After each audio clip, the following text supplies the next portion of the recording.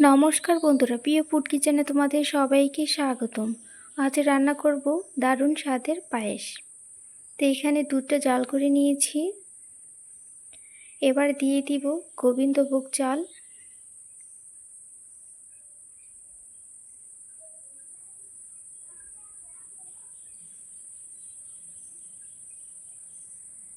এবার অনবরত নেড়ে জাল করে নিব। দিয়ে দিব অল্প একটু নুন,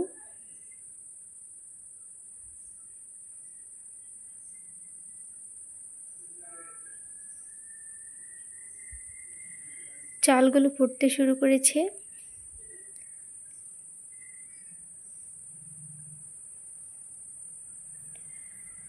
দেখো চালগুলো সেদ্ধ হয়ে গেছে। এবার দিয়ে দিব স্বাদ মতো চিনি,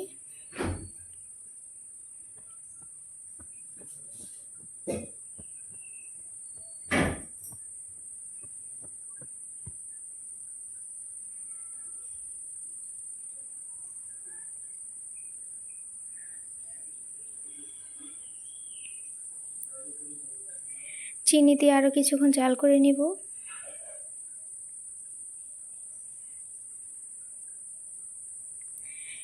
হয়ে গেছে। এবার দিয়ে দিব কাজু বাদাম।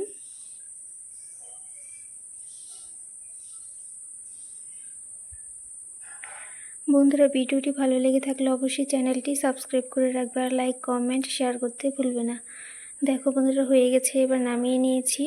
কতটা সুন্দর হয়েছে আর খেতে তো দারুণ লাগে।